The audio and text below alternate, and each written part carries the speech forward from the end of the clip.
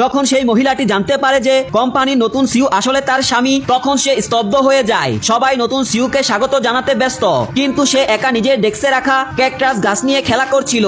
Manager সিইওকে বলে ও নতুন assistant, তাই বুঝতে পারেনি। ঠিক তখনই এক মহিলা সহকর্মী সিইওর দৃষ্টি আকর্ষণ করার জন্য এগিয়ে এসে তার সঙ্গে হাত মিলাতে চায়, কিন্তু সিইও তার হাত সরিয়ে দিয়ে সেখান থেকে চলে যায়। সেই সময় মহিলার এক বন্ধু এসে বলে একটা গুজব চলছে, নতুন যে মহিলা সহকর্মী এসেছে সেও নাকি সিইওর স্ত্রী। এটা শুনেই সেই মহিলা বলে আমি সিইওর স্ত্রী, কিন্তু ম্যানেজার রেগে গিয়ে চেঁচিয়ে উঠে মিথ্যা বলা বন্ধ করো। এরপর মিটিং শুরু হয়। নতুন মহিলা কর্মী নিজের ডিজাইন প্রপোজাল উপস্থাপন করে, সবাই হাততালি দিতে থাকে, কিন্তু সেই মহিলা চুপচাপ বসে থাকে। সহকর্মী প্রশ্ন করে তুমি হাততালি দিচ্ছ না কেন?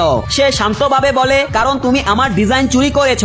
এটা শুনে সবাই অবাক হয়ে যায়। ম্যানেজার সঙ্গে সঙ্গে তাকে মিথ্যাবাদী বলে অভিযুক্ত করে। নিজের নির্দোষ প্রমাণ করার জন্য মহিলা ডিজাইনের ক্লোজ আপ দেখে, সেখানে স্পষ্টভাবে তার নাম লেখা ছিল।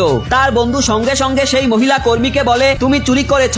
সহকর্মী রেগে গিয়ে বলে আমি সিইওর স্ত্রী, তুমি আমার সাথে এমন ব্যবহার করছো, আমি আমার স্বামীকে বলে তোমাকে চাকরি থেকে বের করে দিতে পারি। এটা শুনে মহিলা রেগে যায়। সে সহকর্মীর চুল ধরে টেনে মিটিং রুম থেকে বের করে নিয়ে আসে এবং জোরে একটা চড় মারে। সে চিৎকার করে বলে এই মহিলা ঘর ভাঙার চেষ্টা করছে।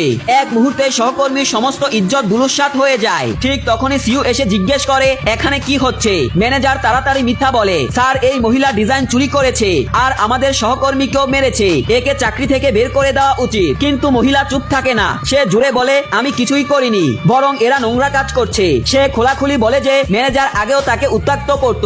এটা শুনে সিইও প্রচন্ড রেগে যায়। সে ম্যানেজারকে জোরে লাথি মারে। ম্যানেজার সেই সহকর্মীর দিকে ফিরে বলে তুমি তো বলেছিলে তুমি সিইওর স্ত্রী, এখন আমাকে বাঁচাও। মহিলা সিইওর দিকে ফিরে জিজ্ঞেস করে সে কি সত্যি তোমার স্ত্রী? সিইও স্পষ্ট বলে না।